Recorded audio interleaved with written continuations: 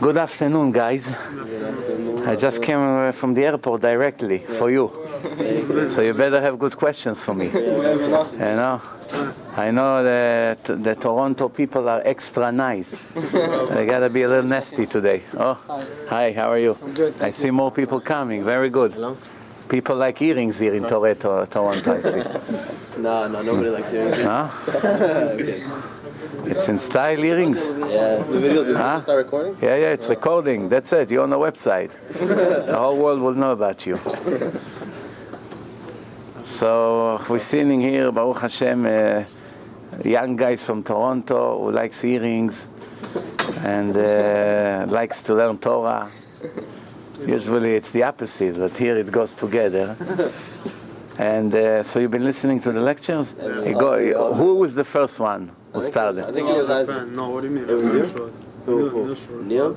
And they gave it to Some guy from the Guelph thing showed it to us, and then we distributed it. He gave it to another friend of us who watched Torah and Science, and that's it.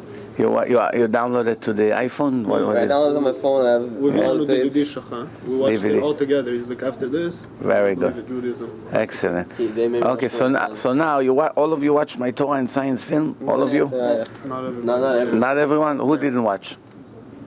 Did you watch it? You watched it? Did you watch Torah? You didn't watch Torah. So we have 3 people didn't. Bottom line, anyone here has doubts, any doubt that the Torah is from the creator of the world or no? No. It's clear 100%. So the question is, let's start with you. Okay. Don't worry, nobody see your face. Feel comfortable. Okay. Question is, after you know the Torah is from the creator of the world, what does it tell you? What does it tell me? Yeah, you have a book in your house. It's a book of instruction. Your creator, my creator, the creator of the world gave us a book. We are the Jewish people. According to this book, he chose us from all the nation. We are very special. Not always we look like it, but we're supposed to be special. You know, if the president gives you a VIP card and you don't show up, it's not that you're not special. You can show up, but you chose not to. So many Jews decided to ignore it, but those who understand what they are take advantage on this privilege. So the question is, I'm going to talk to each one of you. What do you think, as a person, a young guy who found out he knows the Torah is divine? What does it tell you? What's the next step? Well, to follow the rules of the Torah. 100%? Did you start to follow the rules of the Torah? I'm in the process. I'm not 100% right now. Everybody Not is. that I'm doubting the Torah or anything like that, but I'm in the process. So let me ask you a question. If I put here a cup of tea and you see me putting poison in it, Okay. and I say to you, here, drink. You're very thirsty. Right. So you tell me, okay, let me drink. So I say, hey, what are you doing? You're going to die. I say, no, I'm in the process. I'll get used to it. I'll get used to it one day. This is how you sound. If the Torah tell you, for instance, I give you one example. Let's go right away to extreme. If the Torah tells you that someone who violates Shabbat has to be executed by the court and lost his share to the world of eternity, a horrible punishment.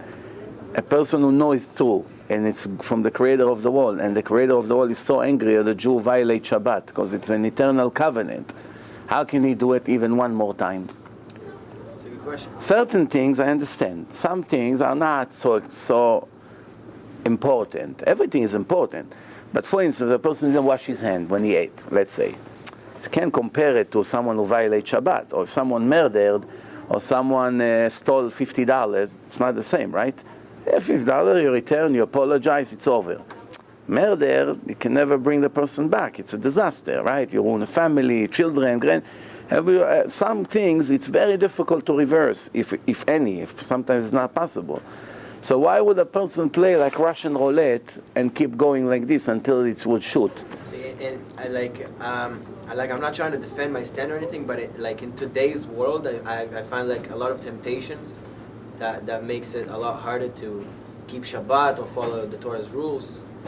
So people that are in the process, I guess it's a good thing, because they see what they need to do and they're doing it. So I'm saying certain things you can get into the process. 1 month, 2 months, 3 months, 1 year. Yeah, you have the suitcase right there. So yeah, right here. No, this. No, just choose whatever you want. Choose, because it's not everything for tonight. Some of it for tomorrow, some of it for tomorrow morning. So just to go over the thing. All right, so certain things I understand. Slowly you improve, no problem. But there are certain things that you have to review the list. That is just like murder. And if someone was a murderer and he didn't know it's a disaster to murder, and now someone just proved to him that it's a disaster, he cannot say, okay, slowly, I used to kill 300 people a month, I'll kill 200. Next month I kill 100. Next month I kill 50. He cannot say, I'm in a process. You understand what I'm saying here or no? Like, I agree. Certain things, it takes time, take your time, no problem. But certain things, right away, a person has to do. What are they? Let me give you the list of the most extreme. If Yom Kippur come, you have to fast, you have to pray, you have to, you don't eat on Yom Kippur. If you eat on Yom Kippur, you cannot say, I'm in the process, maybe next year. This is a very serious sin. Okay. Now Pesach is coming, Passover. Cannot touch anything chametz, no beer, no bread, no cookies, no whiskey, everything. It looks like a simple sin, and it's a horrible sin. It's a very serious sin. Extreme. Very serious sin to eat chametz on Pesach, on the 8 days of Pesach. You understand? So that's another example. Shabbos, as I said, to keep Shabbat. So I'll tell you what, since all of you are young, and I know in this age, you want to go, the bar, the friends, the parties, whatever. So I tell you what it is. If it's hard for you to keep Shabbat, what's really the hardest thing for you? To sit and eat and enjoy and to rest and to sleep, it's not difficult, right? To sleep. So what's really hard for you? What would you say the hardest thing not to do on Shabbat? Electricity, not to use the computer. Electricity is very easy because today you have timers, it costs $5-10 each. You put it keeps it on, off. You have timers, the oven.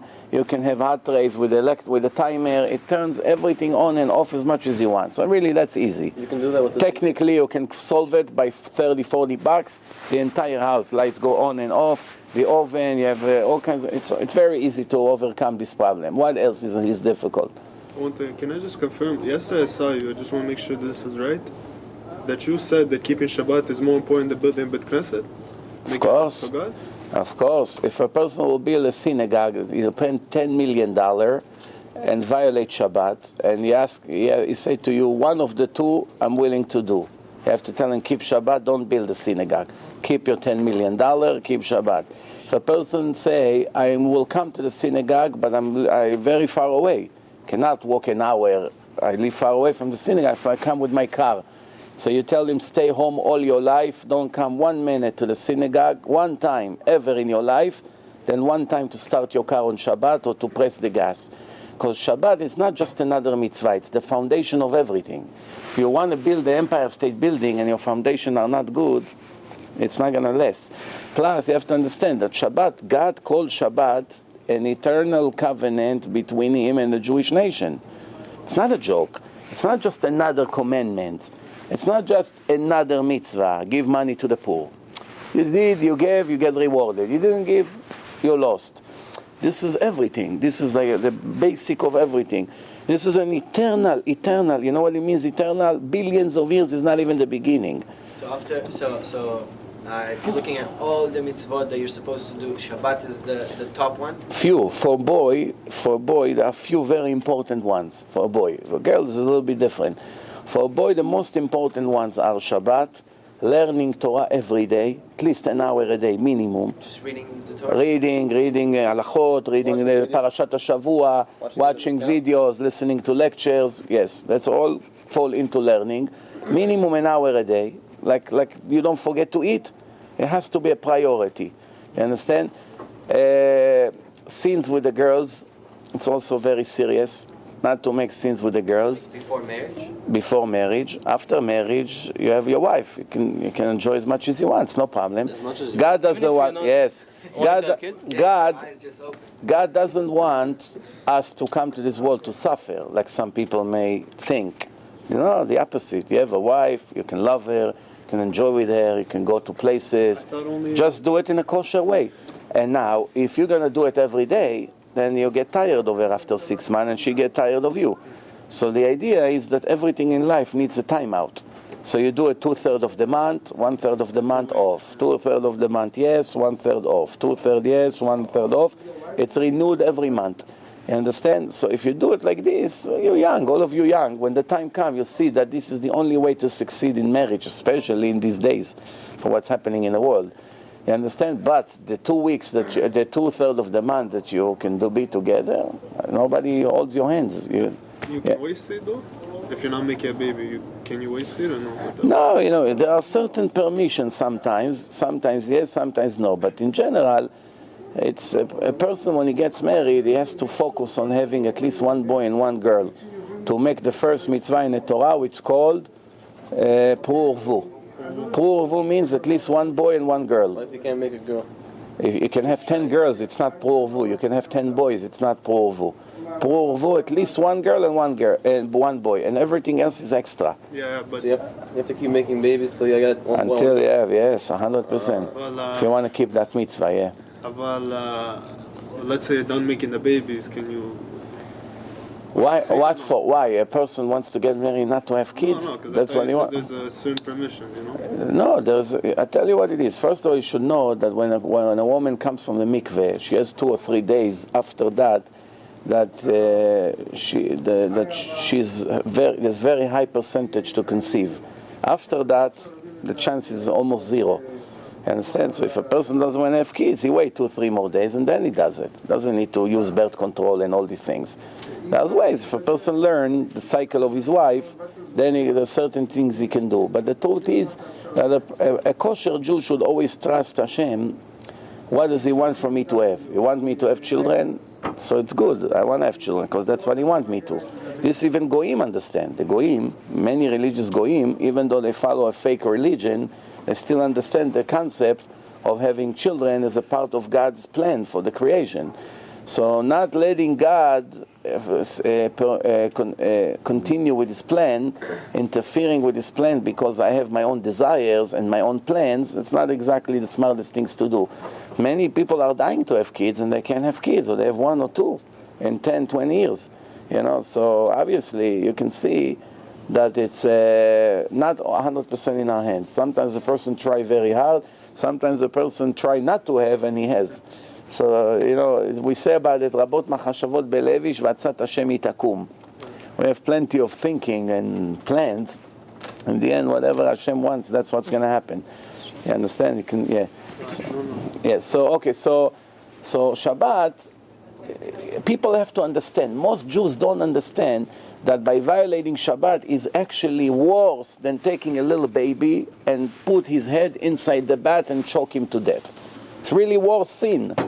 If Jews in the world would know it, I doubt that there will be one Mechalel Shabbat in the Jewish world. Nobody knows it. You know why nobody knows it?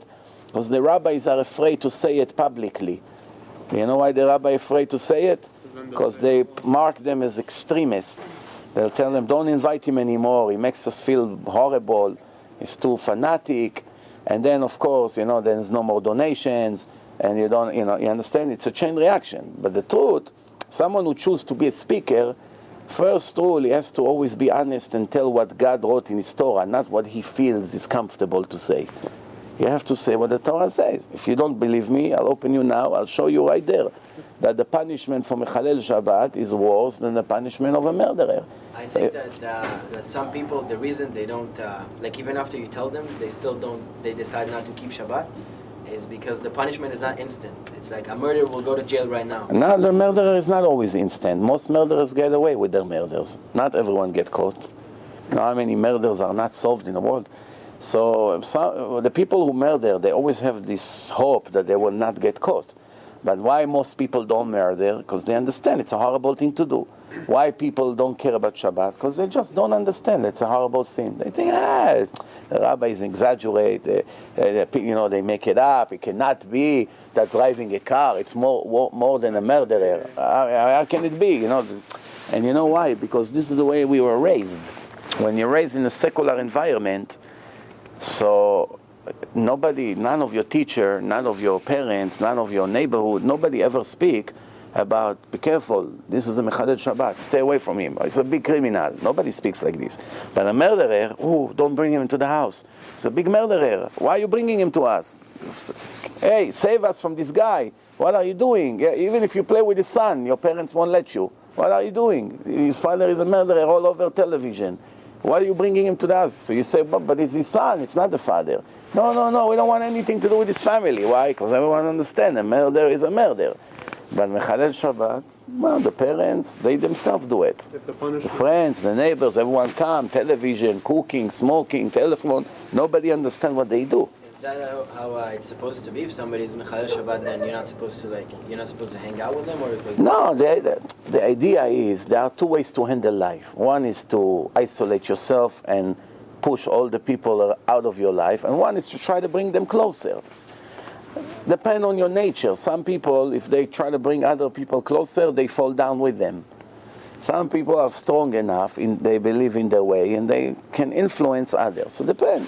If you know you can affect your friends to become like you, and you're on the way to keep Shabbat, and you can make your friends also come and do Kiddush with you, and sit and learn, and sing in a table, and the next day you go to the synagogue, and you gather together, and you all of a sudden have a group. There's many places I go, there's youth like your age, guys, girls, they come, they do Shabbat, they do Kiddush after that. Very nice, and it's beautiful. Believe me, people who start keeping Shabbat after 3 months, they can't live without it. All week they wait for it. After 6 weeks I can't live without it. Yeah, here, 6 weeks is keeping already. I'm telling you, you wait all weeks. As soon as it's over, you're thinking when it's going to be next Shabbat. And everyone will tell you that. Everyone who started to keep. It's just to get used to the new situation. We have to know one thing. To get used to something, even if it's much better than what you have, it's also difficult.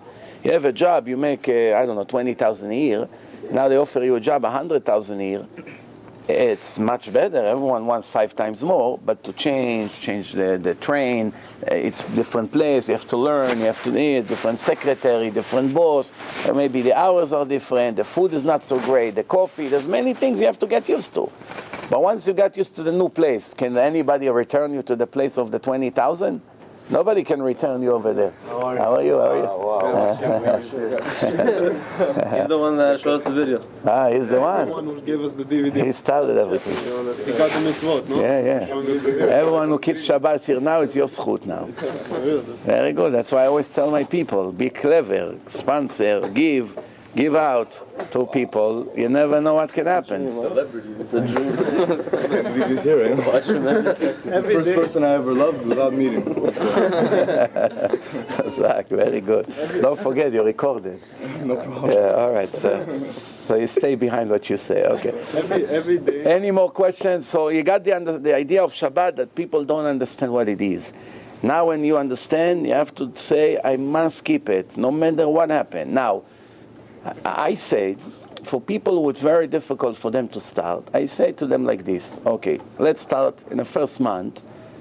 Don't touch any electric. You can leave sports on the television. Put a sticker there, Shabbat, that you don't touch the remote, don't change channels. Leave it on sport and sit all Shabbat and watch sport. Don't do anything. Don't turn the lights on. If you want lights on and off, buy timers in a store. You have clips over there. They're green. Turns on 7 in the evening. The red one shuts off at midnight. In the morning you want lights. You put the green. You put that's it. So on and off. You don't have to touch the light. You have this, and that's it. Now it's hard for you to go to the synagogue. Don't go. First few weeks, to get used not to touch electric. Not to click on the elevator, not to go into the car, no telephone, no computer, none of these things. Clean your mind. Get yourself a book or two before. If you can invite friends, or you can go to a place that people shomer Shabbat, family, neighbors, relatives, anyone, it's always better. Together it's much easier. If you don't have, even by yourself, you take a book, believe me, the Shabbat will fly like this. You're bored, go to sleep. Just remember that every time you're going to light the fire or the engine of the car or electric, which is fire, it's like taking a little baby and drowning him in the water and killing him. And you won't do it for any amount of money, right? If someone brings $100,000 cash, tell you, here, look at this cute baby, 2 years old. Take him, drown him in a tub, and the money is yours. How many people would do it? It's very hard.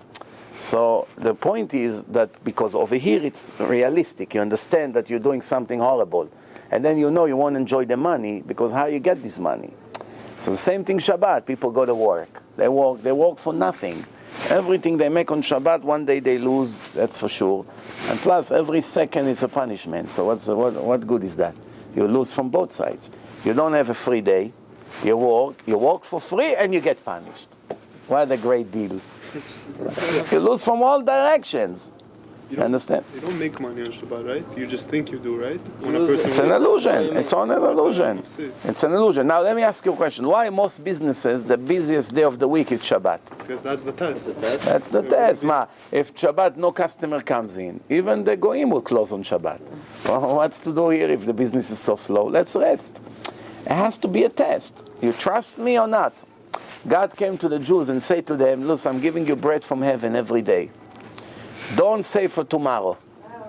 Don't save for tomorrow. Whatever I give you today, eat, enjoy. Tomorrow it's a new day, I'll take care of you, don't worry. But not everyone trusted him. Look, they didn't speak to the rabbi. He spoke to God himself. He told them, do not leave for tomorrow. And many of them put in jars and kept for tomorrow. So how do we know that we have what to eat tomorrow? They didn't trust God. What happened? Everything became warm. And they get punished for what they did. I told you don't keep for tomorrow, and you go and you keep. Same thing today. Everyone has pension plans, saving, this, that. Who promised you you'll be alive, Bichlal? People make all kinds of pension plans. They already take it for... How many people didn't make it to 40? Okay, one guy came to me in yeshiva. He said to me, listen, I'm already 2-3 years in yeshiva. I have to now go and find a job. I said, why? You're learning very good. You're becoming better and better. What's the rush? He says, listen, one day I'll meet a girl soon. I'm going to have to get married. I don't have any money. I'm going to have to buy a ring. I'm going to need to rent a place. I'll need a car. I don't have any money. I got to prepare for my future. So I said to him, tell me, who promised you you're going to have a girl? So what do you mean? Hashem, I trust Hashem to find my girl. And I say, no, so who promised you one day you're going to have children? He said, what do you mean? Hashem will give me children. I trust him. I live with emunah. I said, so you trust Hashem to find you a girl. You trust him to give you children, but you don't trust him to feed you? So you're saying whatever you make, you spend it? Enjoy, of course, 100%. Enjoy, yeah. I know many people like this. Whatever they have, they spend. They're not worried about next week. They spend, and every time they need money, they get the money. The money comes. They live with emunah. They live with strong emunah. But that's only for Shomrei Shabbat. Even non-Shomer Shabbat. A non-Shomer Shabbat, it's very difficult for him to say that he is a believer. That's the problem. If a person say, I'm a great believer, and then you know he's not Shomer Shabbat, it's very difficult to believe him. How can you be a believer if your Creator told you that it's worse than a murder, and you do it, and you say, I'm a believer? It doesn't go together. You understand? It's like someone who say to his wife, I love you, and every hour give her a smack. She say, you know what? Keep your words for yourself. You love me, show me love. You hit me, it's not a sign of love. You understand? So there are certain things we say, but we really behave the opposite.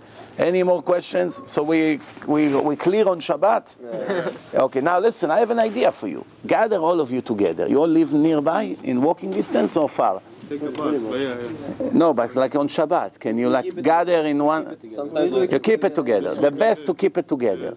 You take, one of you take a book, or you invite someone who knows how to teach, even simple things, the Parashat Shavua. You gather together, you make a discussion, you talk, you eat, the next day you put shulent, you put overnight, you eat. Yeah, so you enjoy. You know, whatever you do, as long as you don't touch electric, don't touch this. You want to play, sheshbesh, cards, whatever, to keep you busy, fine. Even though it's not respect for Shabbat, but in few months from now you will realize it. In few months, you get to a level, you say, what are we doing, playing cards on Shabbat? There's much better things to do. But for beginners, everything that will help you to start, it's good. Such as playing all these games, this, whatever, keep you busy, gathering together, and even leaving the sport channel on and sit and watch, but don't touch, don't flip channels. That's not breaking it if you don't. That's not breaking it. Breaking it means violating the rules, like turning electric, turning clicking on the elevator, starting the car, driving the car, smoking, talking on the phone, typing on a computer. It's not about hard work. Anything, any circuits that you close, it's like creating energy. even small energy, but it's not allowed. Torah says, "Lo tevaru esh bechol moshvotechem." One guy told me, "Rabbi, prove to me that electric is fire." So I say to him, "Let's make a deal. You hold the light bulbs 20 seconds. If you go on fire, I'm right. If not, I become Chalel Shabbat like you." I got the point. Where the fire came from? It's fire in a different way. You understand? Plus, there are certain things in the Torah we're not sure 100% what God meant. We don't know. Not about Shabbat. About fire, we know. Fire and electric, there's no doubt. But there are certain things that we don't know. For instance, opening this, if it's creating some new tool or something, there's arguments about it. When you play with an atomic bomb, and some people say to you, listen, if you click this button, 50 million will die. And one person say, no, if you click this button, nothing will happen. Two experts. This is a military expert, and this is a military expert. And one of them say to you, you're going to kill $50 million on the other side of the world. And one of say, no, nothing will happen. And there's 50-50 chance. Who's right? You take any risk? No. Nobody will take a risk. You know, one person in the world will take a risk.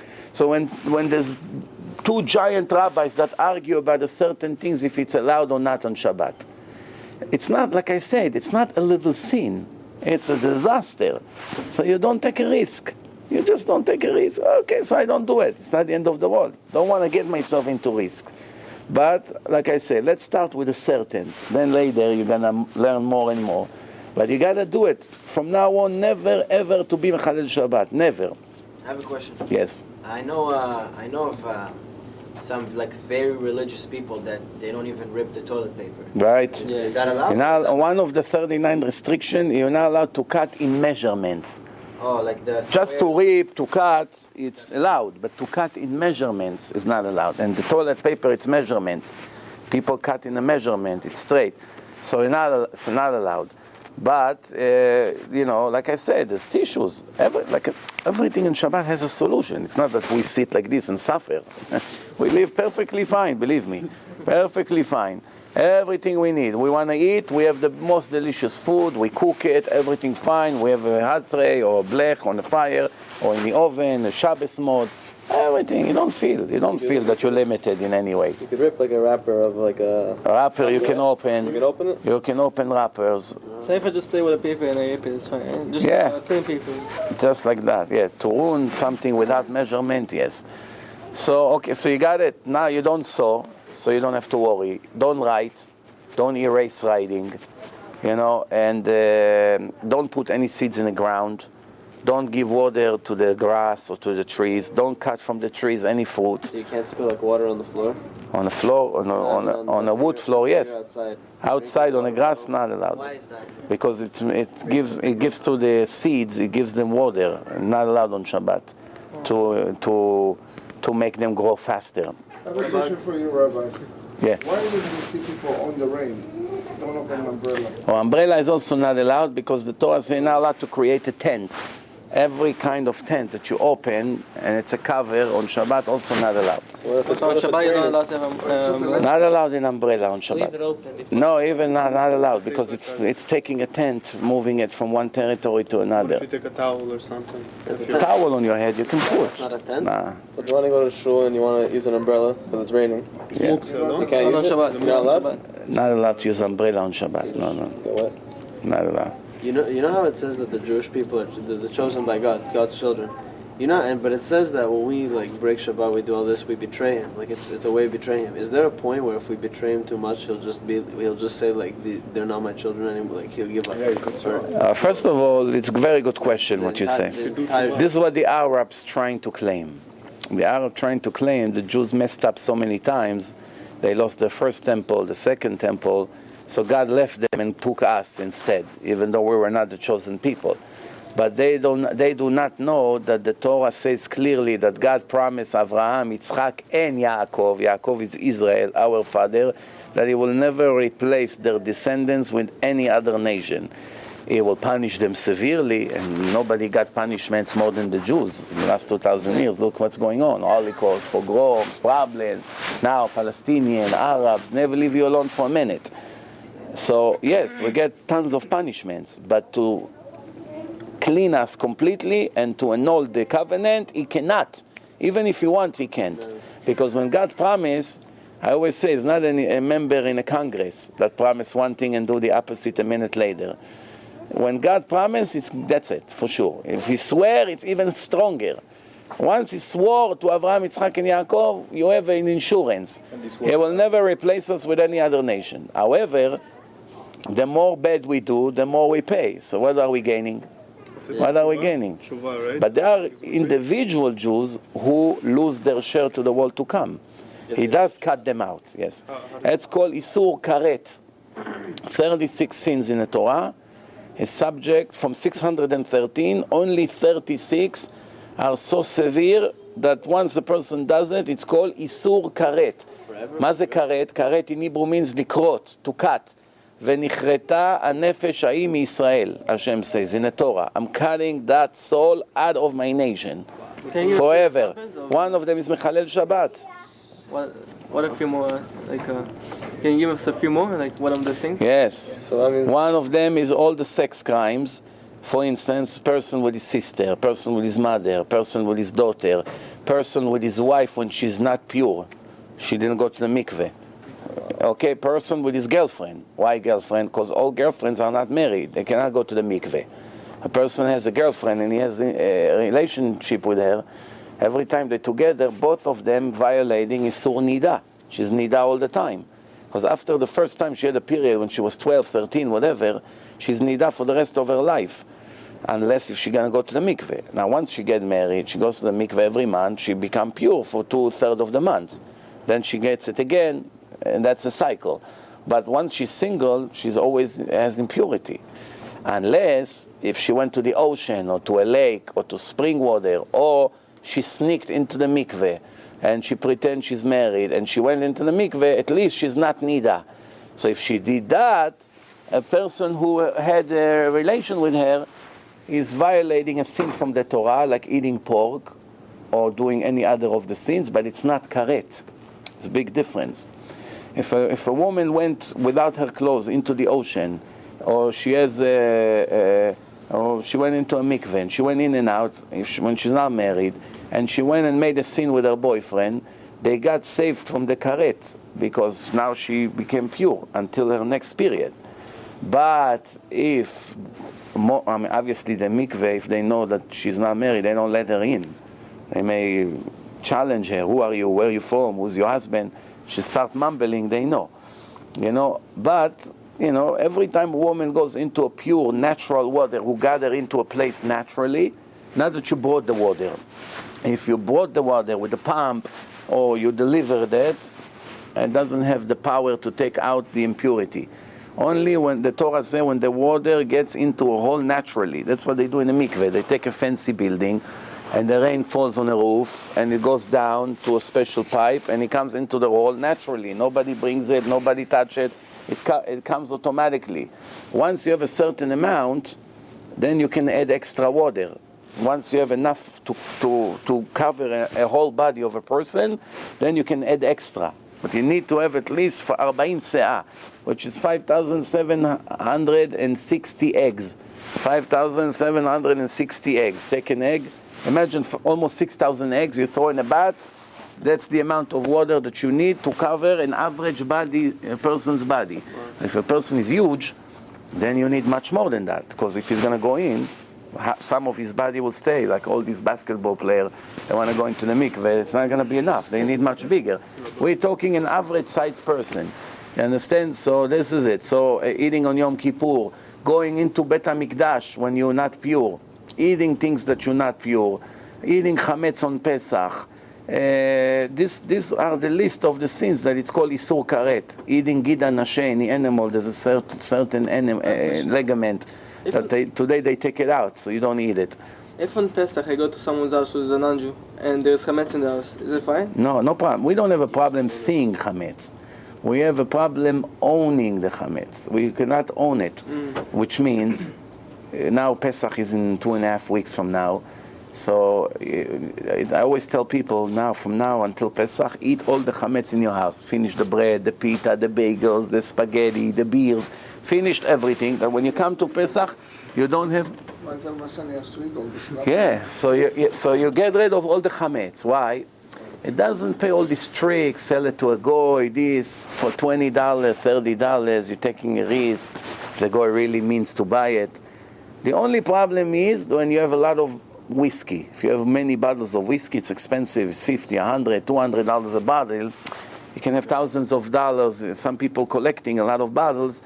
Then you to come and tell them to get rid of it, it's a little bit hard. So they can sell it to a goy, and then it comes back to them after Pesach. But if it's really no whiskey, what chametz justify all this headache? Just get rid of it a month before. Eat the cookies, the wafers, the pretzels, give it to the kids. Whatever left, $20, give it to the cleaning lady. Amiga, por favor, take it, goodbye. Finished. What? You need to get a headache. What can you do if, let's say you decide to keep Shabbat, you decide to follow all the rules, and you want to get rid of all the chametz, but your family is in a different state of mind? If you live in a family that don't keep mitzvot, it's not your problem, it's their problem. Hashem knows you have nowhere to live. This is your place. You're going to be there until one day you be independent. So you have your room, you clean your room, that's your territory. Your room, it's your territory. Nobody can tell you what to do there, so you clean your room, no problem. Whatever they do outside, it's like you're renting a room in someone's house. This is my house. The rest is not my house. But you cannot use their oven or the pots because it's not for Pesach. So you get yourself matzot, and you get disposable spoons, forks, and you eat. You manage. It's not the end of the world. And if they're not keeping, now it's time to wake them up. Time to wake them up. No, Huh? It's almost impossible. They don't want to keep Passover in a kosher way? Passover, yeah. Shabbat? No, Shabbat we do kiddush, but not keeping. Shabbat, I have a good lecture about Shabbat. Let them listen to this lecture about Shabbat. Many people who listen to it, they get shocked. Say, well, I never knew these things. It's hard to convince older people, like in their 40s, It's harder when you're 50s. younger. Yeah. Way harder. I have a question for you though. Let's say you live. Listen, I tell you something. All of you guys, when the time comes, you convince your parents to buy you a car, which is much harder. But you can't convince them to keep Shabbat. Come on. If you really want, If I tell my mom, you drill in their mind constantly, Shabbat, it's worse than murder, Shabbat, what are we doing, what are you doing? You cry, you make a drama. They'll say, okay, leave us alone, let's do Shabbat. And then after that, you explain to them why it's important. Yes? But let's say if you live in a house, Yeah. do you have to clean your garage out for chametz too? Everything. Even your Shed, garage, office, What if everything, cars. What if you're in an Cars. apartment? What about the balcony? Can you put all the chametz on the balcony? No, it's a part of the house. Owning your own. You gotta get it out of your territory. You own a business, Also in a business. but you can't choose. But if you have goyim works for you in a business and they bring their own chametz, they eat sandwiches, it's no problem. But your own chametz, you gotta get rid of. You gotta get rid of. Oh, so if you can't just a goy- keep it somewhere in a different house or something. You can keep it by a goy. You have a goy, or are willing to keep it for He you? can give it. Yeah, He can give it back to you after. Yeah. Oh, If you keep it, you give it to a goy as a gift. Tell them, I'm giving it to you as a gift. After Pesach, you give it to me back as a gift. That's it. If he doesn't steal it. Make sure there's no beers there, because the beer won't return. if God cuts you out, can you come back? Yes. You can do Shabbat. As long as you're alive, even an hour before, you can come back. But once you die, God forbid, it's over. That's it. It's called karet. Plus, let me explain to you something else that you don't understand. I know some of you say, I'm only 20, I'm only 19. I'll do it. Not now. When I be 30, I'll get married, I have a kid or two. Then it's the time. It's too early now. I'm leaving my family, they don't let me, it's hard. My girlfriend won't agree, everyone with his problems. But you don't understand one important thing. There is a list of instructions how to repent, how to make tshuva. And the list of instructions depend on what sin you did. Some sins are light, so to repent is not so difficult. Some sins are heavy, it's much harder to repent. Some sins are extremely heavy, which is what I say, the 36 restrictions of karet. Even if you're ashamed, you stop doing it, you regret, you ask God every day to forgive you, you make confession, you fast every year in Yom Kippur, you didn't correct your sins. You must receive suffering. X amount of sufferings for all the karet that you did, all the cutting, all the sins that requires cutting. To go back to normal, you have to receive suffering. So why you cook yourself poison that you're going to have to be forced to eat? In the end, okay, so you say, okay, I understand. One day I'm going to stop. Yeah, by the time you stop, you have an extra 100 Shabbat that you have to pay for. And it's more problems, sicknesses, ulcer, problem, not finding a girl, problem with your children, problem at work, problems with your health, cancer. All these things is a result of adding to your file a lot of sins that require suffering. So remember, even if one day you decide to keep Shabbat, if you still be alive, if you didn't miss the train, by the time you start, it's going to be so much suffering that you say, wow, look, since I became religious, I'm suffering non-stop. And it happens to some people. They become religious age 50, 60, you know how many years they have to pay for now? So they get so much suffering. Not everyone can handle the suffering. So why to be dumb? Let's be clever now. Before, I don't want to be sick that I'm going to have to go and look for the medicine. Better not to get sick, right? So they better not to get sick that I don't have to suffer. So I keep right now. And I say, if you do all of you together, and believe me, if you come every day, you get yourself a place, like here, I'm sure there's learning here at night. You come, you learn, you find someone to teach you, you come a group, you learn every day an hour, or you listen to the lectures together on a screen, every day a lecture, it will make you much stronger, much stronger. Without learning, it's like a person that the body doesn't eat. How many days the body cannot eat? 1, 2 days, you finished. Cannot move. So the soul needs the Torah. If the soul doesn't hear Torah every day, the soul dies. You don't have the strength to fight against the Yetzer Hara. Hashem said, I created the Yetzer Hara, and I created the Torah as a medicine against it. As Hashem says, Barati Yetzer Hara, Barati Torah Tavlin Kenegdo. The Yetzer Hara, the Torah kills the evil inclination, the Yetzer Hara.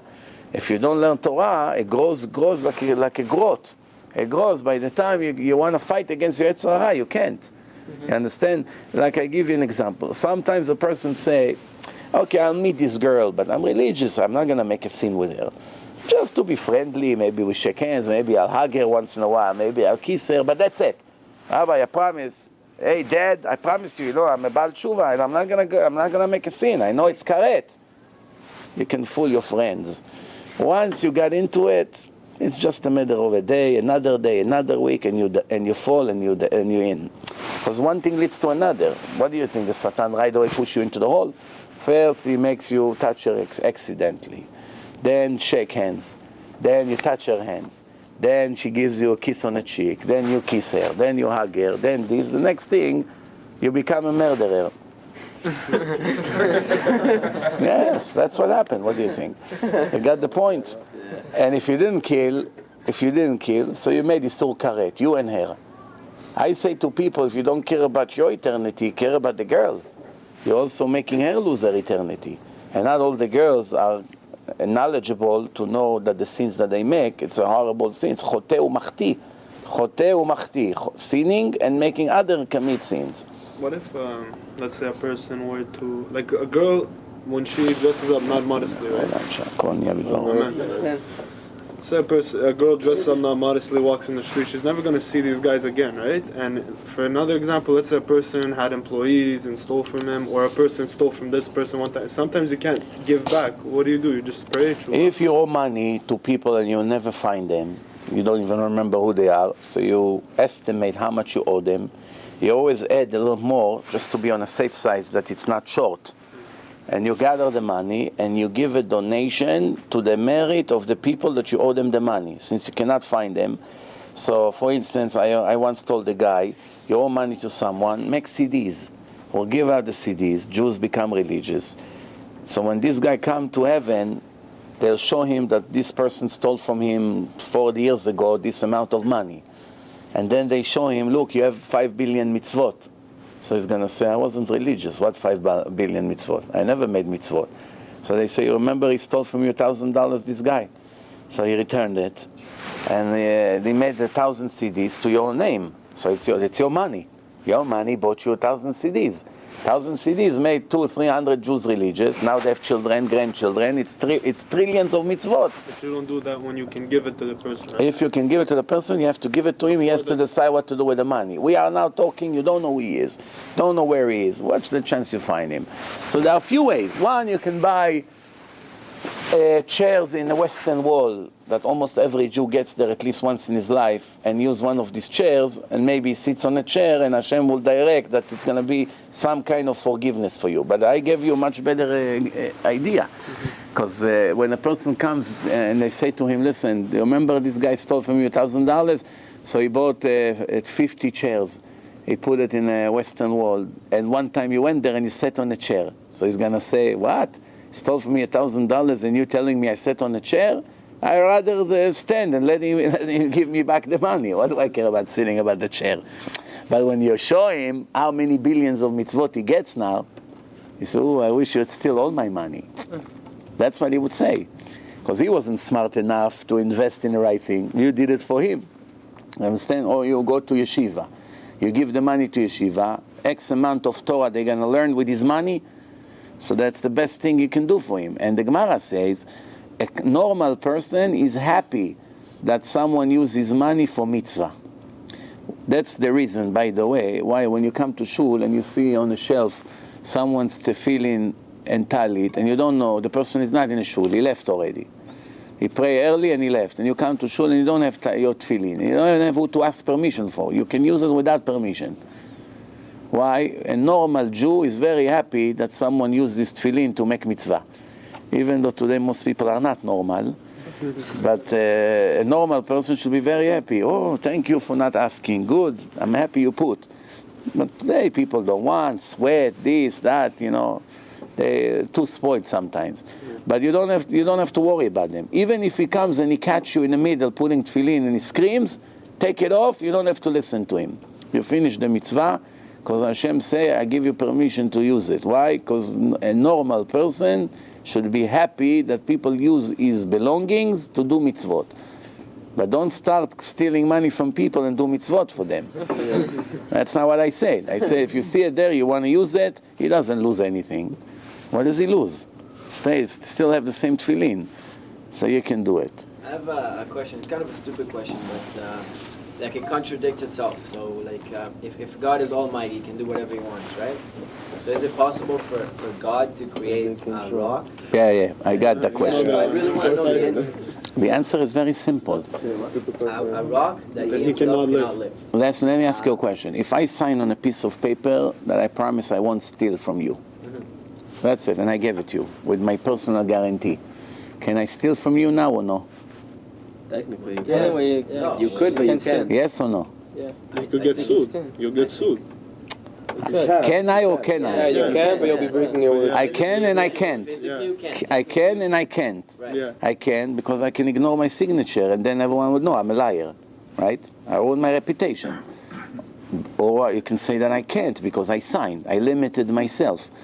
So when God gave us the Torah, he already limited himself in many ways. By promising reward to the righteous people, he's limited, he must do it.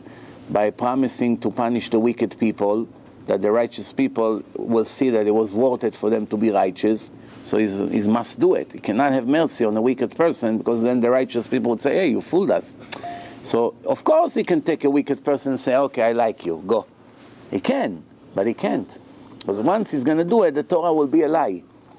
You understand? So saying, it's like a judge who made a rule that everyone who drives more than 120 kilometers an hour is going to jail immediately for a month. No, we don't care, whatever, take away his license, put him in jail for a month. That's the new rule. So the next day, they bring his own son to the courtroom. What did you do? I drove 140. I was in a rush, this, that. So now the judge, what does he have to do with his son? If he's going to let him go, everyone will say, what kind of judge is this? He just signed the rule that everyone goes to jail. He sent people to jail. His son came, he let him go. If he sent him to jail, everyone would say, what kind of judge is this? His own son, he doesn't have mercy. He's going to have mercy on strangers. The judge needs some mercy. So whatever you do, it's a catch-22. You understand? So that same thing here. Whatever you're going to say, the answer will be, So what God can limit himself, and once he limited himself, that's it, he cannot do. Because he chose. It's not like us. You and I are limited. We want to fly from the window of the 10th floor. But we can't, because we are really limited. We didn't choose to be limited. We are someone, the one who made us, limited us. But no one made Hashem. Hashem was always here. He's not material. He doesn't have a beginning and an end. He doesn't have limitation in any way. So that's why nobody was able to design him limited, because nobody made him, you understand? When you make a table, you limit the table based on the dimension you chose. The table is limited because of you. You understand? And we are limited because of Hashem. And Hashem is limited because of himself. You understand the difference? That's why it's... The question is a tricky question, but it comes from ignorance. That people don't understand what Hashem is. However, tonight, I'm going to speak in Esha Torah. All of you come, very good. It's going to be, I'm going to speak about these questions that people ask. Who created Hashem? What's the secret of life? Many interesting things tonight, Bezrat Hashem. Okay, what else? No, I have another question. Yeah. You saved me. Without you, I wouldn't have a lecture. Yeah. So, you know about the Big Bang Theory, right? Yes. What, does it contradict the Torah? Not or? necessarily. The Torah said that in the beginning it was a concentrate material that started to expand until Hashem say enough. So if you if you look at the Big Bang Theory, not necessarily it contradicts the Torah. The evolution contradicts the Torah. Not that there's no evolution in creation. There is natural evolution, that species are after many years are having some changes. But the monkeys People are not, but to claim that one kind came from a different kind, that's a lie. There's no indication, no proof, nothing whatsoever. Plus, to think that the world was created with a random explosions, billions of billions experiments until one of them went through, and then another one went through, and they all gathered together, billions of processes gather together, and they all complete each other in a perfect way. It's not only a moron theory. Someone that says such a thing has to be, I don't want to say what, better not to say. Use your imagination. Rabbi, I got another question about Nutri-Karta. Those people, I mean, I see them, I mean, those people are fanatics. Fanatic, crazy. I see them kissing the president of Iran that he wants to destroy Israel. Right. They want to destroy Israel. They're saying the Mashiach won't come until Israel is destroyed. I tell you what the problem with these people is. Sometimes in life, you start something positive and then it turns to very negative. Their start was very positive, and then it turns into the worst negative things that we can think of. Let me explain. When the state of Israel was created by the Zionist communists, they were all anti-religion people. None of them was Shomer Shabbat. They ate whatever they want. They marry goyim. They were not religious people. They were very intelligent people. They learned. They were very educated. But they were communists. They all came from Russia and Poland. Communism means anti-religion. They don't believe in God, in religion, any religion, not only Judaism. So they're anti-religion. So they wanted to make Israel like in Russia, that you have a red card and you belong to the Istadrut, like, you know, and if you want to get a job, you have, it's like a union. And it's exactly like in Russia, like Lenin and his friends. And they will make a kibbutz that everyone will take care of everyone. No one will own his land. No one would own anything. Everything would owned by the government, by the state, and the government will give each person enough to live. So like this, there's not going to be rich and poor. Everyone will be equal. So they came out with the idea that we will be the God, the authority, right? And you see that they all went bankrupt, all this communism all over the world, because it's very stupid. Because a part of the plan of the creation that there will be poor people and rich people, and there will be workers and there will be boss. There's all kinds of things that God wanted in the world, and coming to change His plan, it's very foolish. But at least they had positive idea that they wanted really to help everyone to be equal, whatever. The problem is they came to Israel. They started to fight against the British. The British were in control. And they kicked the British from Israel, and they established Israel in 1948. They made it a state, right? So the problem is that if they would make Israel according to the Torah, right? The rules of the Torah, nobody would have complaints. So they will allow religion, they will allow the freedom of religion, they'll make the rules based on the Torah, fine. Problem is that they did everything they can to destroy the Torah. All the Yemenites who came, they cut their peot, they forced them to go and work on Shabbat. All the Sephardic Jews who came from Iraq, Iran, they forced all of them to go to kibbutzim. If you don't get the card, you cannot work. And the only way to get it is to work on Shabbat. You have to go be a farmer, you have to come onto the kibbutz on Shabbat. So they force their beliefs on the religious people and they destroyed religion. That's why Satmar and these Neturei Karta hate them so much. So they say they made this state, the state of Israel, not like God wanted, against God. Well, how can we be a part of it? We don't want anything to do with them. They are the biggest enemy. Because the Arabs are big enemies, but they want to kill our bodies. But they want to destroy our souls, which for eternity, they are much bigger enemies to Judaism than the Arabs or the Nazis or any one of them. The problem is now that we are now 60, 70 years later. That's the problem. In the beginning, they were 100% right. The damage that the Zionists made to the Torah, it's unbearable. You cannot bear such horrible damage they made. But today, 60 years later, it's already became a country. Many Jews, millions came from all over the world, religious people. Today, you can't be religious in Israel. It started very bad, but today, you have all kinds of people. Yeah? You want to be religious, you live here. You want to be a goy, you live in Tel Aviv. It's no problem. Everyone does whatever they want. Yeah, there's politics, arguments. But today, they continue to claim that you have to go back to square one. They ignore reality. That's the problem. You cannot take, after 60 years, you created a country and built and invested trillions of dollars and brought millions of immigrants into the country, and now you have thousands of synagogues and yeshivot and this, that, and now you say, okay, dear Arabs, come take everything and rule over us, and we will be like immigrants here. You'll have residence, you'll let us live here, and you're going to be the master of the land. One problem is that they don't understand who the Arabs are because they never grew up with them. The Sephardi Jews that grew up with the Arabs, they understand how cruel they can be. Look, Syria, Egypt, look what's happening over there. And in those days, they were much more cruel than today. Today, they're more civilized, Facebook, internet. They become a little bit more European, the Arabs. But 60 years ago, very, very cruel and primitive. You fall in their hands, you finish. They mentally tortured you from morning to night. So they don't understand that if you come to the Arab and say, take the land back until Mashiach come, they'll butcher us in 1 month. There will not be one Jew left. They don't understand that. So they continue to claim that the state has to be annulled and the Goyim has to take over, whether the British, the Arab, doesn't matter. But the Jews do not have the right to have their own state until the Mashiach come. Then the Mashiach come, he cleans the world and the salvation will be.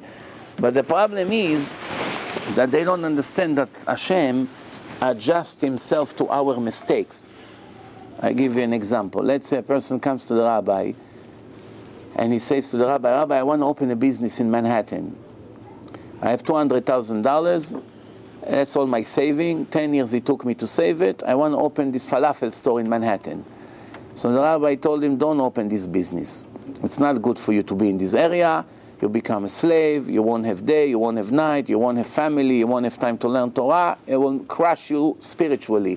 Find a different job, different place. But he didn't listen to the rabbi. He went and opened the business. He put all his savings there, and he's now in a business. How does Hashem supposed to react to a person like this? Technically, he's supposed to give him a serious punishment. Tell him, you know what, you cook a poison, we'll force you to eat it. I sent you a warning through the rabbi not to do that mistake. But you think you're smart, no? So you went and did it anyway. So let me now destroy you. I make you lose your money, you go bankrupt and finished. But Hashem not always does it. Because he looks at his wife, he looks at his children, he looks at his parents, he looks at other things. So now you are forcing Hashem to do something he doesn't want. Part of the prayers that in Yom Kippur we ask Hashem to forgive us for forcing him to comply with our mistakes. because we were supposed to die, and he had to go around and save us and move things around and make this guy go away and make the police doesn't see and all kinds of things. So we asked him, forgive us for bothering you with our stupidity that you had to move things around to cover for our sins.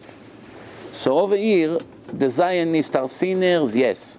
They're big criminals against Hashem, yes. They come the first ones. Today there's really no more Zionists. It's all it's just a name. Really, no one is Zionist like the communists 60 years ago. They're gone from the world. But those first one, you read what they say clearly that they want to destroy Judaism. They want to destroy religion. They didn't want Shabbat. They didn't want religious Jews to come to Israel. But in the end, they forced them to become secular. So they were big criminals. But today, 60 years later, to go and turn the wheel back into the beginning point after you created such a place and there are 6 million Jews living there and just come to the enemies and give it to them and say, okay, we count on you to have mercy on us, that's complete stupidity. So what's going to be? We'll have to suffer until Mashiach comes, unless if we do tshuva. So Hashem is forced to watching us. In 6 days war, did he save us from the Arabs? Yes. They attacked us. In few days we destroyed all of them. If Hashem didn't want us to be there, we should be all dead. 7, 8 Arab armies with lots of Russian helps and money and weapon against a tiny nation. We were much smaller than today in 1967. And we destroyed them against all odds. It's a big miracle, big miracle. So why Hashem did this miracle to us? Even Yom Kippur, when they almost destroy us, in the end, ever turned around and we destroyed them in the end. We had casualties, but in the end, we destroyed them. We won the war. It started very bad for a few hours, and then it turns around. So you see that Hashem is constantly saving us. Why is He saving us? Based on the Neturei Karta, He should have killed us a long time ago already for going against His Torah, no? For making a state in Israel. So they are not realistic. But I want to tell you something else. The reason that they go and hug Arafat in Iran, they get millions of dollars from them. It's all money. Money, money, money. One of them lives in Muncie. They burn his house. No one agree with them. No other Hasidim agree with them. It's only a group of few hundred people in the whole world. You should know. Don't think that they are a big thing. But they're not allowed to go to Israel. No, they go to Israel. They go to Israel. But they don't recognize Israel as an Israeli authority. You understand? They don't recognize the government, the Israeli state. They also don't want to receive any benefits from the government. If they go to Israel, right? Let's say they live in Israel, and the government offer rights to poor people, they won't accept. It's against their ideology, for good and for bad. They don't want to do anything for the state, and they don't want to receive anything from the state. Why would they live there? They should- No, because they want to live in the Holy Land. There is the state of Israel, and there's the Holy Land. It's two different things. To live in the Holy Land because the Zionists came and took over the place, they're going to tell me not to live in the place of my fathers? You're not going to tell me where to live, they say. But to be a part of your government and your movement, I don't want. You understand? It's like the American Indians live in America. So you ask them, well, if you don't recognize America, what are you doing here? So they're going to answer you, you have the nerve to ask me what I'm doing here? You come, you take my land, you kill my fathers, I live in my father's land, and now you're asking me what I'm doing here? That's my father's land. I just don't want anything to do with your government. You understand the idea? So it's the same thing. Any more questions? Yeah. Do we have to be worried about 2012? No, go I'll tell you what it is. 2012, I made a lecture in Los Angeles, I think 2 years ago. Blackout. Yeah, with the blackouts, yeah. It's a very strange lecture. It's 6, 7 times the light in the whole building went down. So according to the Torah, something serious will happen in 2012. Wow. Yeah. It's going to happen something. Disaster. It's worked out that there's a cult, the Mayan cult, and the calendar is ending on 2012.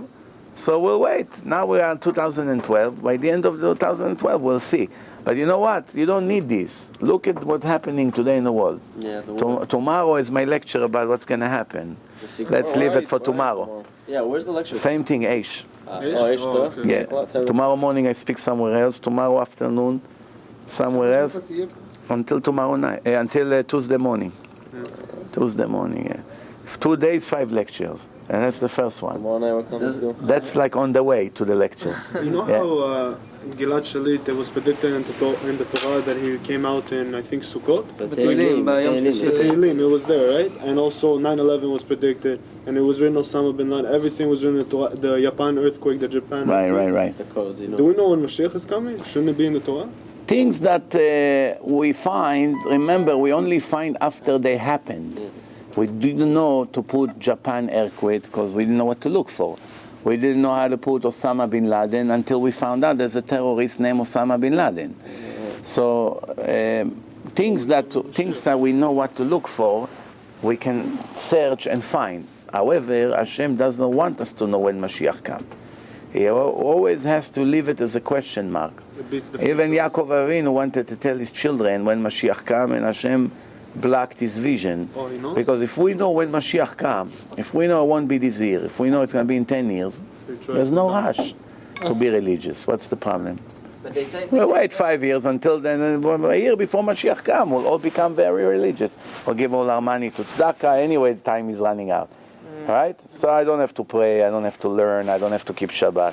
I have time. 1 year before Mashiach comes, I say no more nonsense, take all the money, yeshivot, poor people, this, tefillin, tefillah, learning, mikveh every day, don't quit work, this. Anyway, Mashiach comes.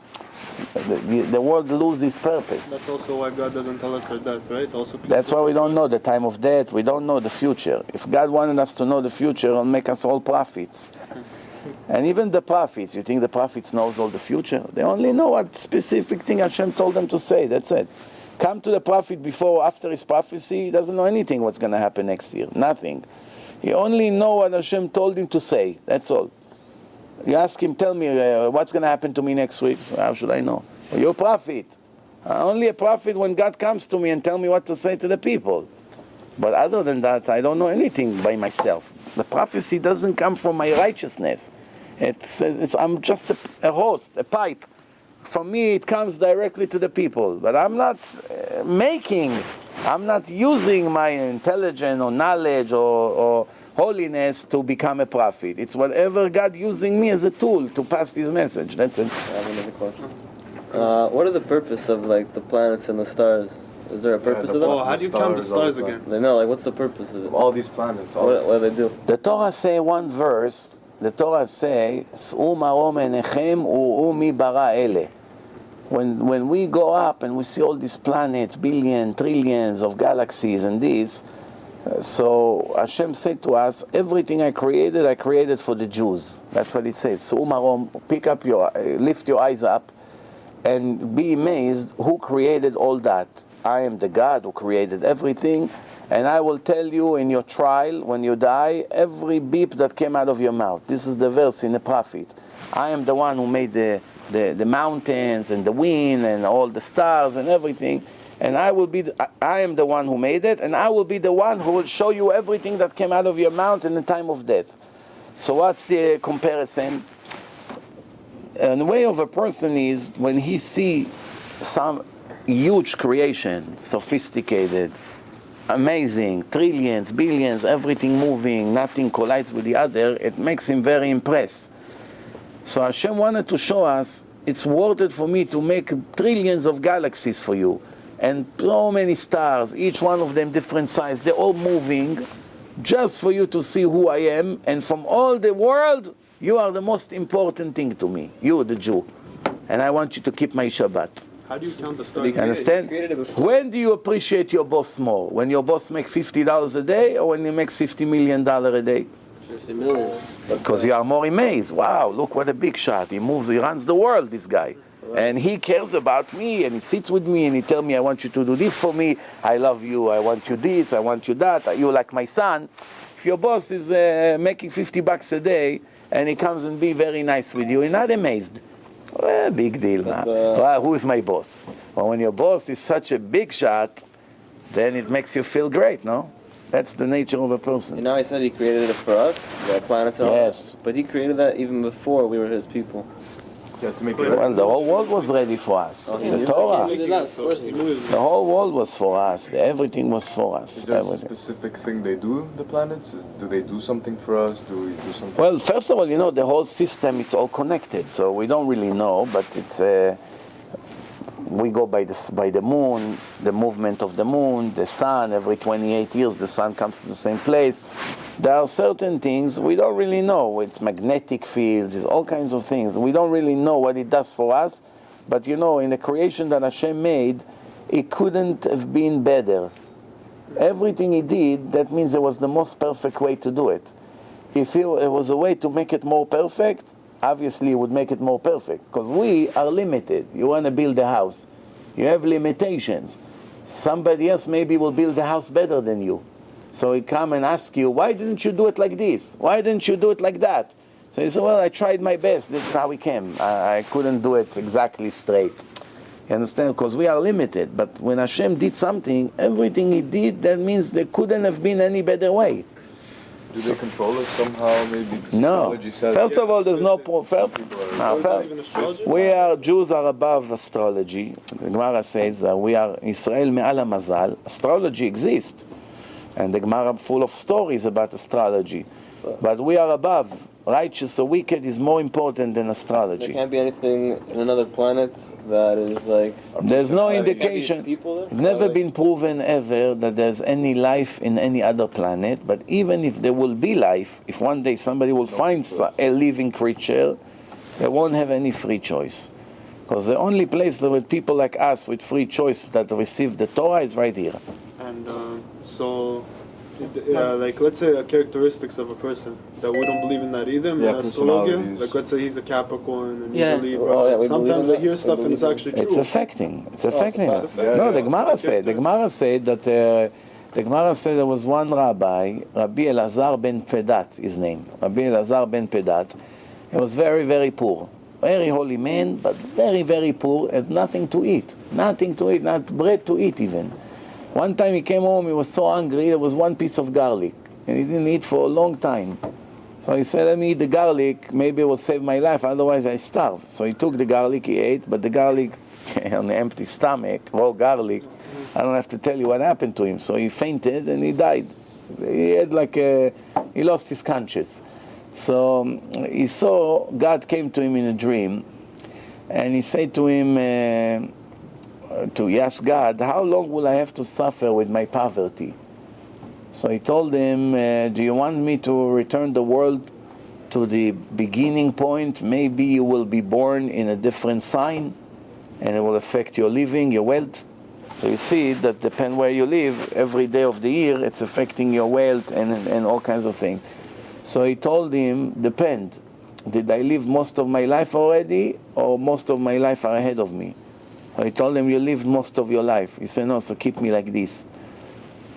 So he said to him, what's going to be my reward? So he told him, I'm giving you 13 rivers of special perfume, farsemon perfume. It's not an expression, it's an analogy, a parable, You don't understand. This is all spiritual terms. So he asked Hashem, oh, that's it? Only 13? So he said, leave some to the other righteous people. So he said to him, if I was talking to a person, then I know he has X amount. So he's limited, he has to give to everyone. But you have as much as you want. What's the problem to give me a lot and to give them a lot? So Hashem said to him, if you won't be quiet, I'll shoot an arrow in between your eyes. And that's how he woke up. That's the Gemara. So from here you see, and Gemara doesn't come to tell you stories like you come to the kindergarten, little children. I want to tell you a story about the little monkey and the little rabbit. It's Gemara, it's all divine. Besides the secrets in all the stories, which there's many books that explain all the secrets in this, the concept that's to understand that the horoscope, it's 100% legit, but the Jew has the ability to overcome the decrees. Which means, that's why we're not allowed to endorse labor. Or if a doctor is in a rush, wants to go home early tonight, so he said to the woman, let me give you an injection, you give birth within an hour, that I don't have to stand till the morning. So she thinks, better for me, I also want to give birth already, no? Not allowed. We have to wait until the second it comes out, not to rush it. Why? Because every minute changes his entire life. Every minute. Same thing, you're not allowed to cut someone's life by a minute. Someone's supposed to die, you feel bad for him, he's suffering in bed. So many doctors, they look around, they disconnected them for 2 minutes, and they plug it back in, and the machine beep, and oh, he died, take him to the cemetery. Now they think they do a mitzvah. They also save money, because every day in the hospital is $2,000-$3,000 a day. But they're not worried so much about the money, because the insurance has to worry about the money. What the point is that they feel that they're doing him a favor, because they see that he's suffering, connects to machines. What? You know, he has to go to the bathroom through a bag and all these things and oxygen. So they say, look how much the family is suffering. But they don't understand that the amount of suffering is measured precisely how much he has to suffer before he leaves this world. Because suffering cleans many of the sins. So by killing him a day before, because of them, he has to come reincarnated again because of them. If the doctor just did it and it wasn't his fault, he didn't want to, like if the doctor disconnected him, not he wanted to get disconnected. No, it's not. It's not. His fault. It's not. No, no one blames the old man or the poor man. The doctor is a murderer. Oh, so the doctor is the one. Yeah, the doctor is a And that's murderer. another question about the signs. Why does God give you the sign that you were born into? Like what? So like, the world can go together. No, like but why am I? I'm both a sides of Leo. it. He's a Capricorn. He's a Leo. Why am I a Leo? Why is he a Capricorn? Why is he? No, you have to understand, when a soul has to come to the world, there are many ways that God calculates how to bring the soul back to the world. First, he has to check which parents can have such neshama, such a soul. You cannot just fall to any parents. He needs to have a parents that need to connect with the soul, which means 2 individuals from previous life and you from previous life, and he has to do a match that soul will be with his parents. Maybe 3 friends from the back, maybe 3 brothers. Now it's going to be father and mother and son. So, you know, so there has to be a connection. Yes. Second, he has to decide if you be rich or poor, depend on your test. So he decide where to bring you into life. If he has to be rich, he has to put you in a sign of wealth. If not, he'll put you in a sign of no wealth, poverty. He has to put you, if he wants you to be very smart or he wants you to be very foolish. So it's every moment of the month changing the fortune of the person. It depends when he will be born. You understand? Also, it's also mainly what determines is the time. Which if a person is up there and Hashem decides that he wants him reincarnated in a certain date, that's it. The date makes it. The sign not always is important. It's more important when God wants that soul to come back to the world. If the time came, you come in. If the time didn't come, you can wait 800 years up there. Not everyone comes right away. Depend. Some souls that were created and never came to the world until this generation. It's the first time they're here. Very few. The whole world, very few. It's called brand new souls that never been reincarnated in the past. That they only will be reincarnated in later age to the world. Born on Kippur, it's a new national. If you died after Yom Kippur, it's a good sign. Yeah. Die on Shabbat is a If good you're sign. born on Yom Kippur, is it a new soul? That's where we are. No, it's nothing to do with when you're born. It can be any If you time. pass away on Yom Kippur, it's a good sign. After Yom Kippur.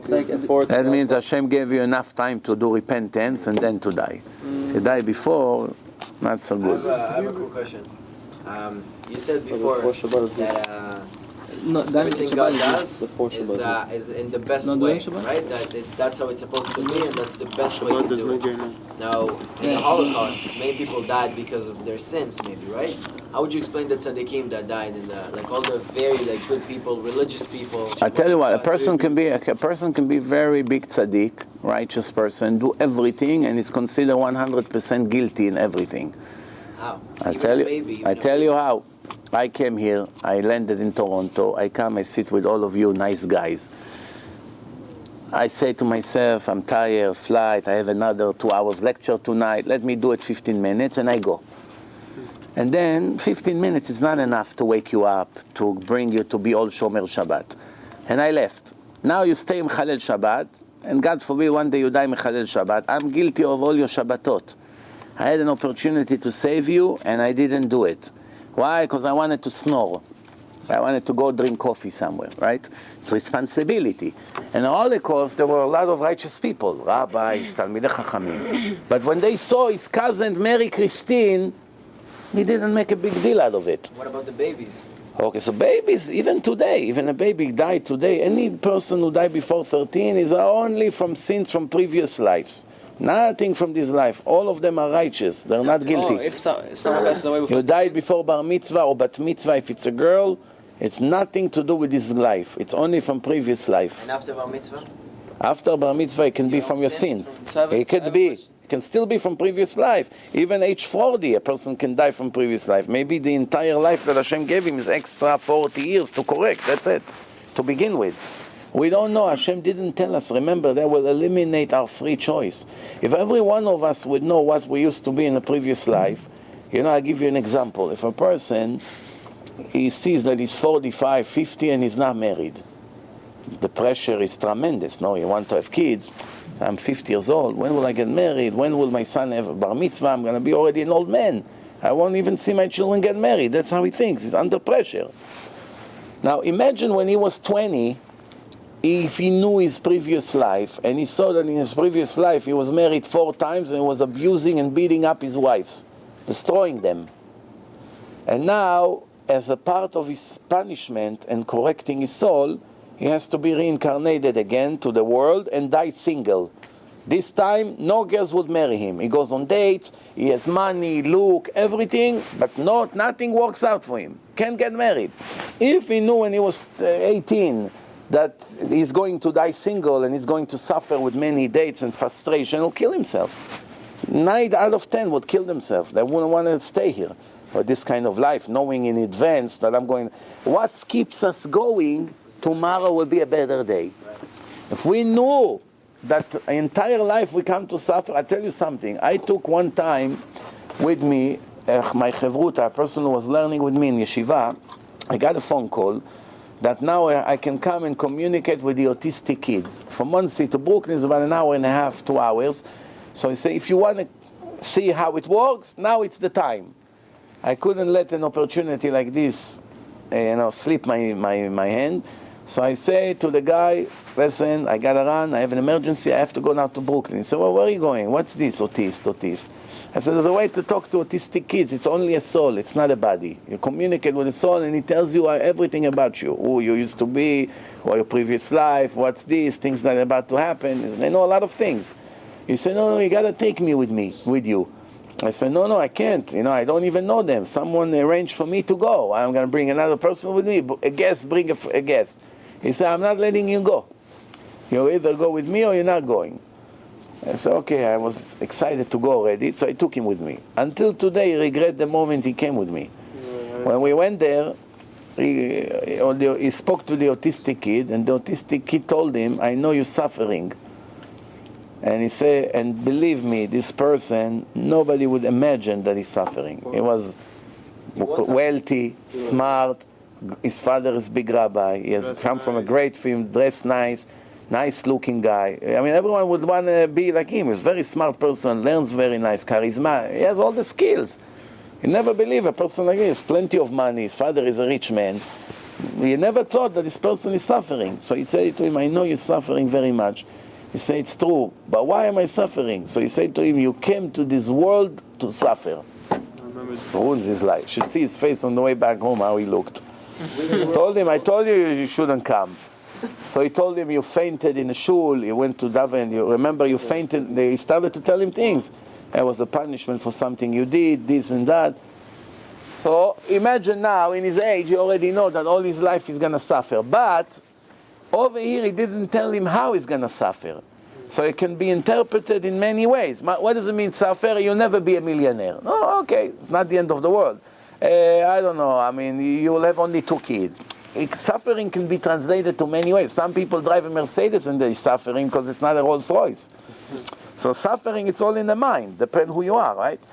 So he still have the power to go, but if he gives you something specific, tells you this and this and this, never happened to you, you can lose the taste of a life. The autistic person actually knew that your wife had that on her mind, that question?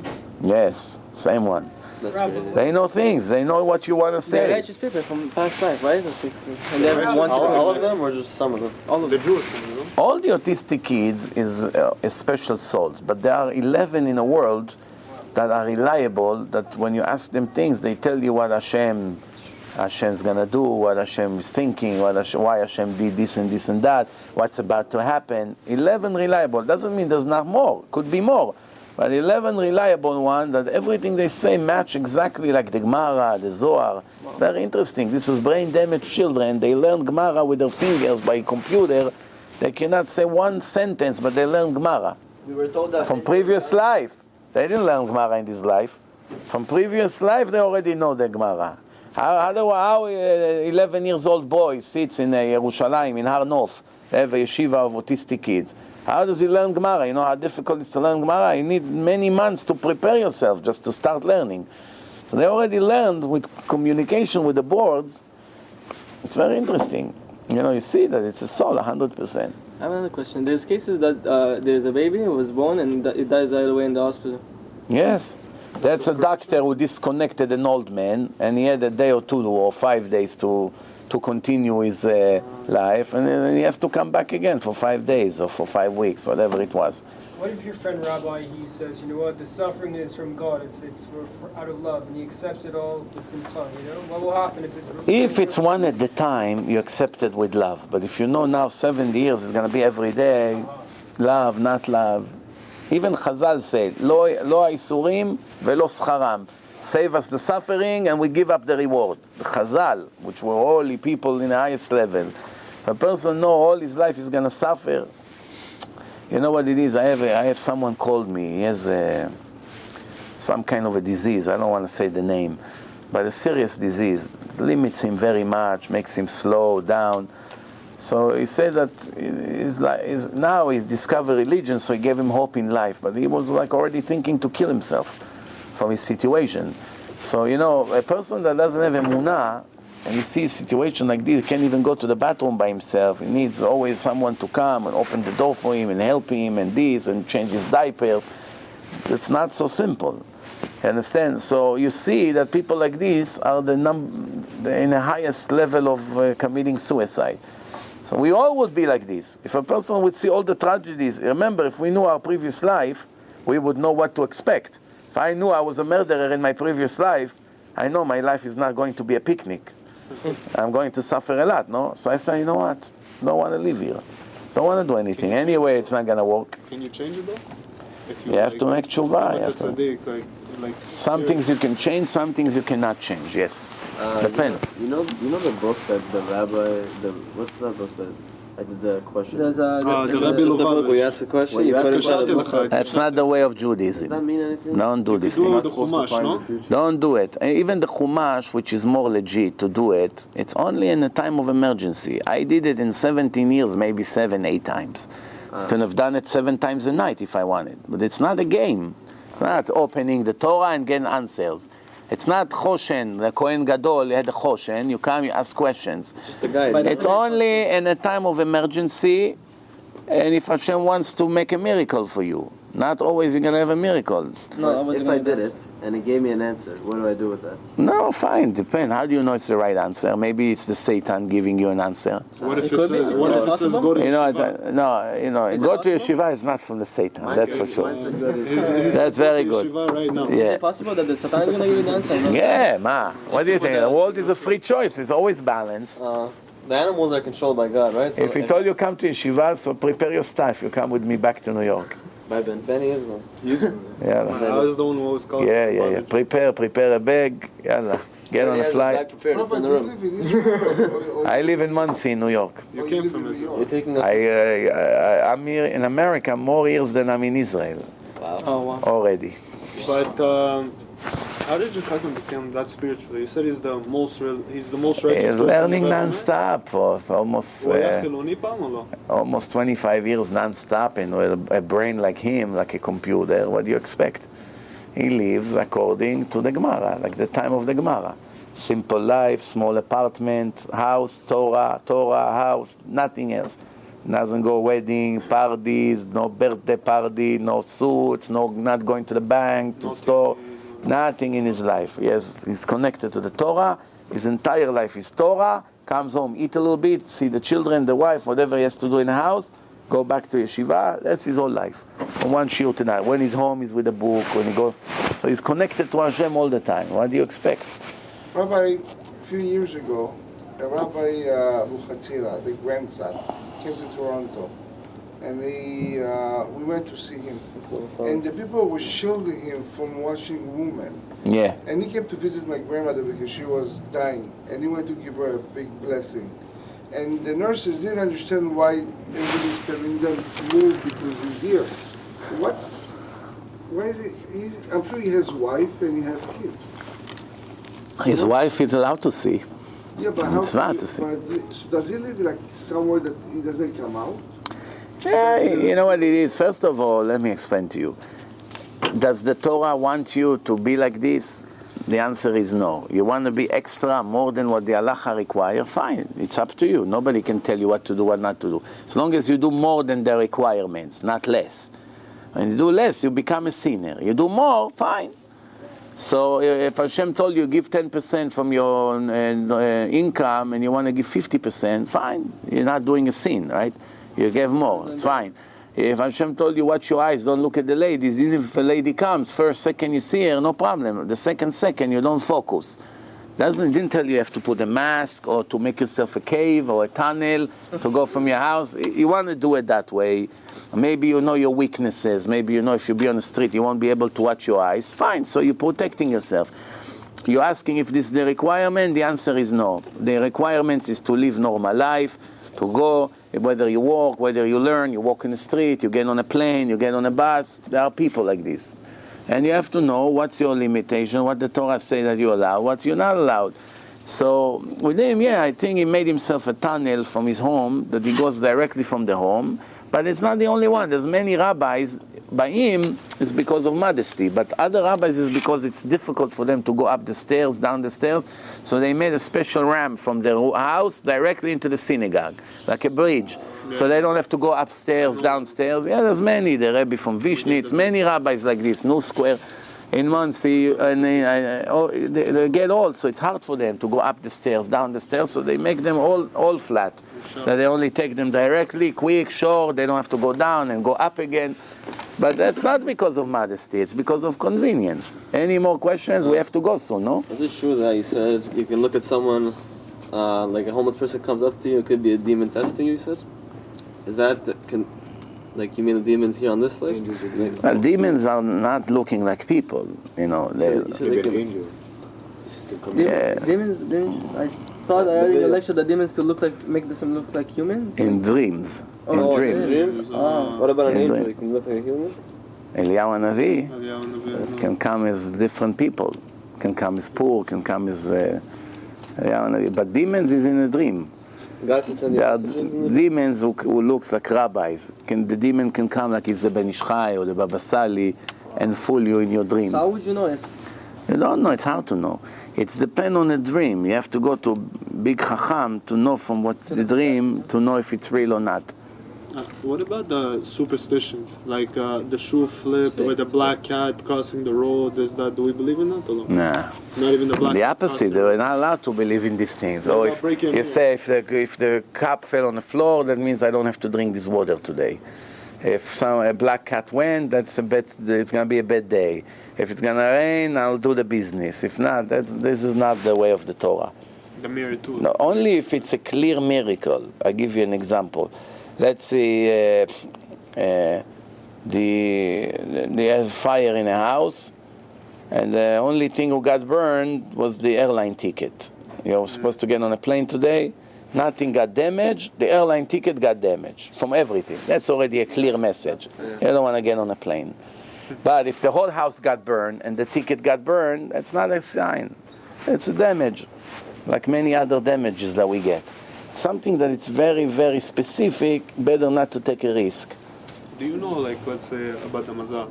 do you know which one is like, let's say, the smartest? Which one will be the wealthiest? Which one will have luck? Which one will? I know Mazal Taleh is a good Mazal.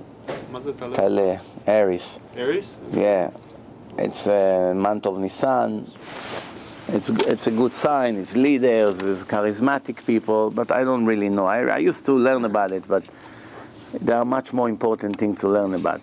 Remember, we are above the Mazal. Last question for today, no? What is it? What do you know about Gog and Magog in the Torah? What does it say that like? Tomorrow I'll speak about it tomorrow night. Yeah, a little bit about Gog and Magog also. Too many questions. I just Yeah. still in shock. Yeah, I don't know. Okay, so listen now. I have a request. Yes. Maybe you give me, both of you, the earring. I'll come to Monsey. I'll show it to my people in New York. You see, I bought, unless if it's expensive. It's expensive You earrings. can have it if you want. Yalla, no, take it. No more You earrings. want me to take it out? Take it out. Told him that. Take it out. Take it out. Yeah. Ma, you love Hashem? Do it for Hashem, not for me. Baruch Hashem. Very good. Yalla. Give it out. No more nonsense. And don't ever dare to make tattoos. No. Be careful, you regret it, I promise you. Later on. What do you do if you already Why is it so? You have. If you want to remove, you remove. You don't have to remove. You don't have to remove. No, it's not an obligation to remove. Yalla, give me. Baruch Hashem, shtabach shemo. Maybe I'll make myself a earring. Oh, wow. It looks like real diamonds. You guys are generous. You're giving me 3 diamonds like this? It was already worth it coming here. I see what you didn't do in 1 minute, he did. B'chvod Hashem. Kol hakavod. Ashrecha. I'll give you now, both of you, special bracha. Be'ezrat Hashem, you'll be a big tzaddik, you'll be a big talmid chacham, you'll be happy, you have a great wife, great family, all your family will be all tzaddikim, and lots of parnasa. Be'ezrat Hashem, come here. Ashrecha. Be'ezrat Hashem, you be tzaddik, shomer Shabbat, chazak, strong. You meet the right girl, you establish great home, great parnasa. Everything you do, you'll be matzliach. All of you, Be'ezrat Hashem. Chazak u'baruch.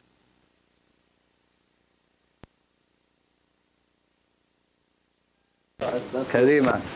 Come, all of you. Let's make a big picture for the Facebook. There, come. Kadima. Wow. Kadima. Wow. Come. Some of you come to bend down a little bit. Come into the